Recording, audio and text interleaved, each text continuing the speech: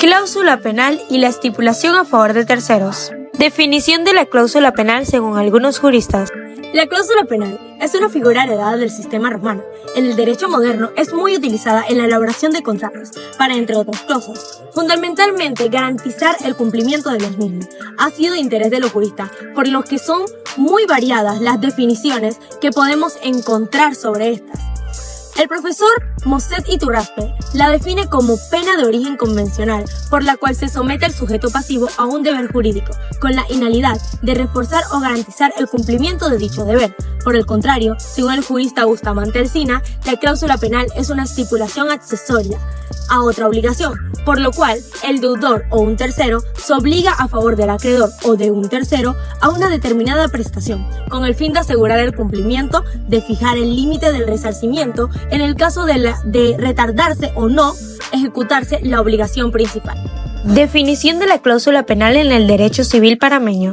A la cláusula penal se refiere en el Código Civil panameño, en el libro 4, capítulo 3, sección 6, en los artículos del 1039 al 1042, como una categoría especial de las obligaciones. Al decir las obligaciones con cláusula penal, literalmente el artículo 1039 dice: en las obligaciones con cláusula penal habrá lugar a exigir la pena en todos los casos en que se hubiera estipulado, sin que pueda alegarse por el deudor que la inejecución de lo pactado no ha inferido perjuicio al acreedor o le ha producido beneficio. Como vemos, nuestro Código Civil no define propiamente la cláusula penal, solo se limita a especificar que en las obligaciones con cláusula penal habrá lugar a exigir una pena en todos los casos en que se hubiera estipulado, tal como viene redactado en el artículo 1039 del Código Civil.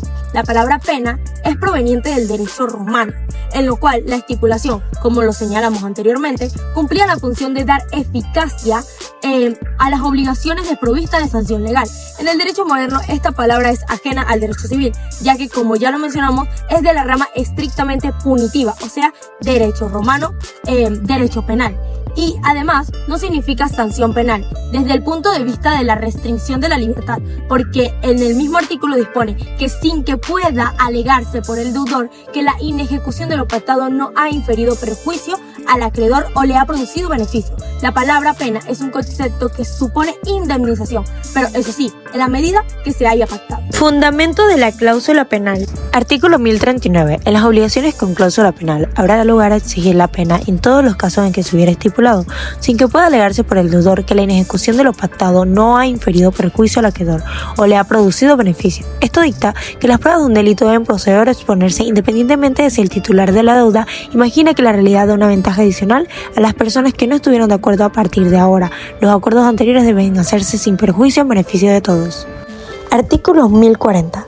No podrá pedirse a la vez la pena y la indemnización de perjuicios a menos de haberse estipulado así expresamente, pero siempre estará al arbitrio del acreedor pedir la indemnización o la pena.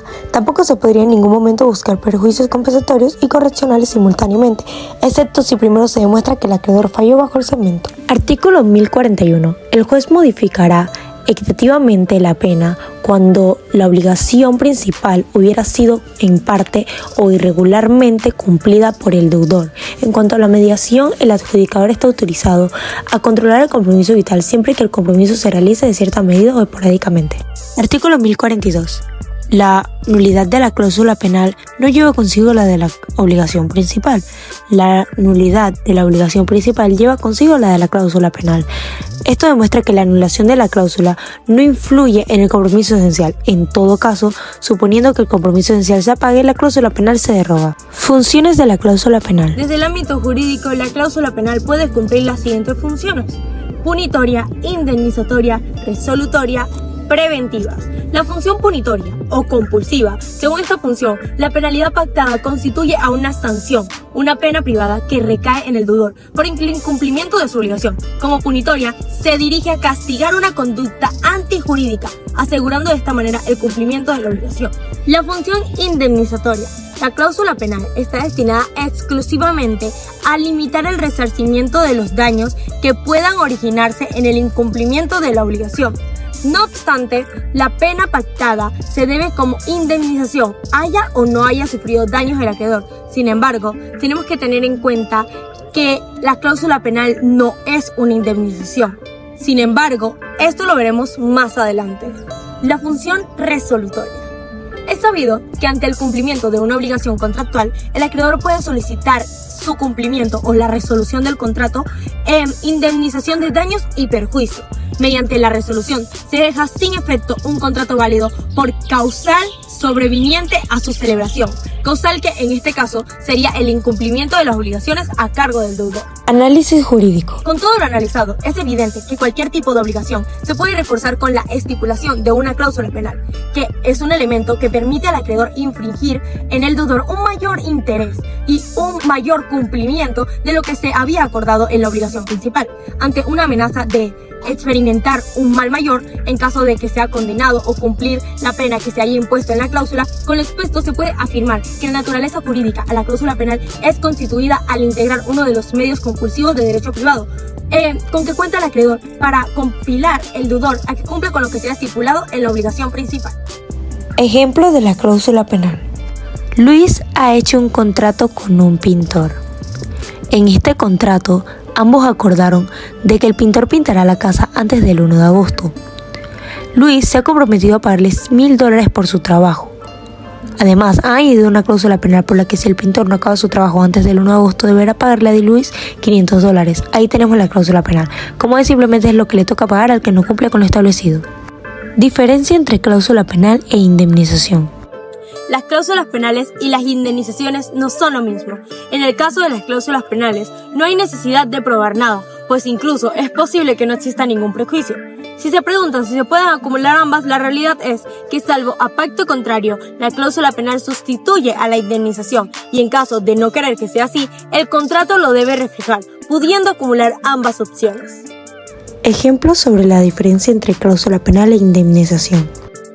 Si Luis tiene su casa pintada el 2 de agosto y no el 1, como habían pactado, el perjuicio sería inexistente en situaciones normales. Además, la penalización ya está pactada desde el principio y ambas partes la han aceptado. Esto quiere decir que en las indemnizaciones sí hay que demostrar el perjuicio.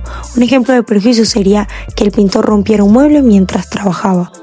El artículo 1042 del Código Civil establece que la nulidad de la cláusula penal no lleva consigo la de la obligación principal, o sea que, si un juez declara que los $500 que habían pactado Luis y el pintor son abusivos, el pintor no se libra de hacer su trabajo. De otro lado, también recoge que la nulidad de la obligación principal lleva consigo la de la cláusula penal. Aquí más de lo mismo, si le quitamos al pintor la obligación de pintar, evidentemente la cláusula de los $500 también se la quitamos. Jurisprudencia sobre la cláusula penal. En la sentencia del Primer Tribunal Superior del Primer Distrito Judicial del 27 de mayo del 2003, en el proceso ordinario propuesto por Nancy Guzmán López contra Melissa Arjona, se cita de que no existe una restricción en el sentido del número de las cláusulas penales que puede tener un contrato. La apoderada de la demanda también había alegado que el contrato de promesa de compraventa contenía 2 cláusulas penales, lo cual era contrario a la ley, y en base a ello pidió que se eliminara una de las cláusulas penales. A juicio de esta superioridad, lo anterior también constituía una excepción de nulidad de una de las cláusulas penales, ya que los actos que están prohibidos por la ley son nulos. Sin embargo, este nivel jurisdiccional advirtió que ni el artículo 1039 ni ningún otro artículo del Código Civil prohíbe que se pacten 2 cláusulas penales. Lo que establece el artículo 1039 citado es que el acreedor siempre podrá exigir la pena aun cuando no se le haya causado daños. Y lo que establece el artículo 1040 del Código Civil es que si existe una cláusula penal, el acreedor no podrá exigir la pena. Y además, la indemnización de daños y perjuicios, a menos que así se haya pactado, y que el acreedor tiene el derecho de escoger entre la pena o la indemnización de daños y perjuicios, siendo pues que no existe prohibición de establecer más de una cláusula penal. Lo procedente será declarar no probada la excepción de nulidad de una de las cláusulas penales alegadas en esta segunda instancia. La estipulación a favor de terceros. La estipulación a favor de terceros es un acuerdo por el cual un sujeto denominado prominente se obliga frente a otro, el llamado estipulante, a darle algo a un tercero o beneficiario, o hacer o no hacer algo a favor de dicho tercero, quien, aunque ajeno a este contrato, adquiere por el mismo y sin necesidad de realizar algún acto, un derecho a exigir un cumplimiento de dicha obligación a su favor. Se constituye así un esquema triangular de relaciones sobre la base de un único contrato, del cual solo son parte el estipulante y el prominente. Los terceros quedan facultados jurídicamente como acreedores para exigir el cumplimiento de una forma cuando un tercero queda constreñido jurídicamente a realizar una determinada prestación en virtud de un contrato del que no ha sido parte. La estipulación a favor de terceros en Panamá. En Panamá, el artículo 1108 del Código Civil textualmente dice que los contratos solo producen efecto entre las partes que los otorgan y sus herederos, salvo en cuanto a estos, el caso en que los derechos y obligaciones que proceden del contrato no sean transmisibles, o por su naturaleza, o por pacto, o por disposición de la ley. Si el contrato contuviere alguna estipulación en favor de un tercero, este podrá exigir su cumplimiento siempre que hubiese hecho saber su aceptación al obligado, antes de que haya sido aquella revocada.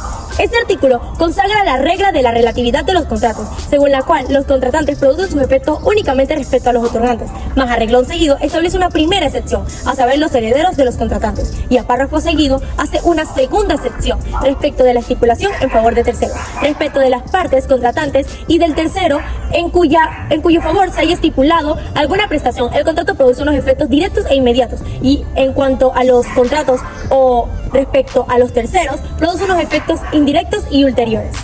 El contrato a favor de terceros.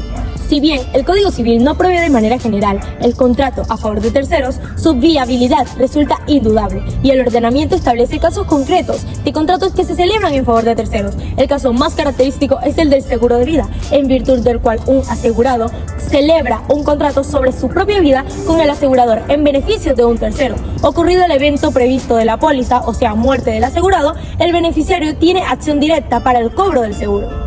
Características del contrato a favor de terceros.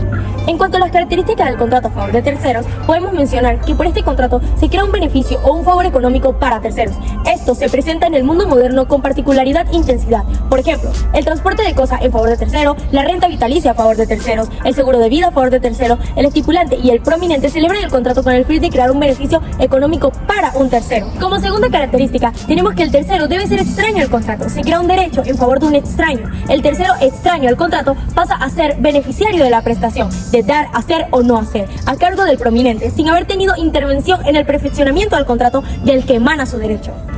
Como una tercera característica, tenemos que solo debe contemplar un beneficio para el tercero, sin imponerle ninguna obligación como contraprestación o cualquier otro tipo de onerosidad.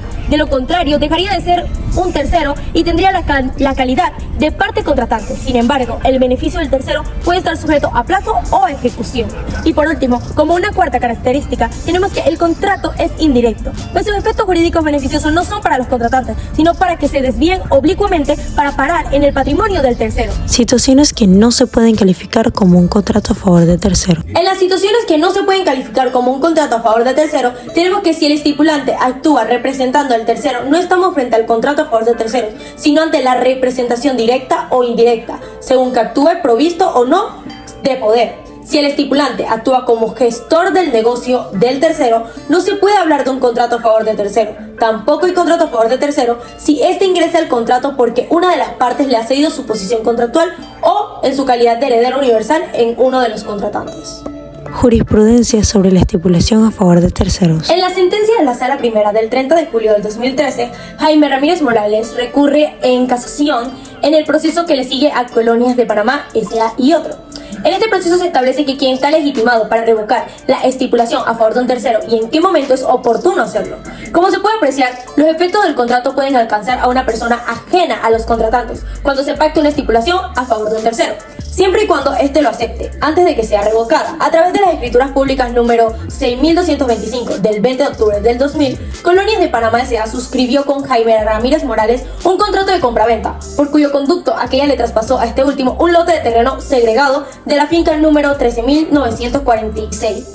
En el contrato de compra y venta, en la cláusula séptima, Jaime Ramírez Morales aceptó su obligación de contribuir a la formación de la Asociación de Propietarios del Proyecto Colonias Fuentes del Fresno, así como ser miembro de la misma. Lo antes anotado constituye una estipulación a favor de un tercero, donde el demandante es el obligado a ejecutar la prestación a favor del tercero. Colonias de Panamá S.A. es el estipulante y la Asociación de Propietarios de la Urbanización Colombia Fuente del Fresno el tercero o beneficiario. A pesar de que el segundo párrafo del artículo 1108 del Código Civil condiciona la exigibilidad de la prestación en beneficio de un tercero a que éste lo haya aceptado antes de que sea revocada y que dicha disposición no identifique quién es a que se está facultando para la revocación, no debe entenderse que tal poder recarga sobre él, contratante obligado, ante el tercero. Tal como se observa, es el estipulante o el contratante que dispuso la prestación a favor de un tercero, Colonias de Panamá S.A., a cargo del otro contratante, Jaime Ramírez Morales, quien está facultado para revocarla antes de que el beneficio otorgue su consentimiento. Muchas gracias por su atención.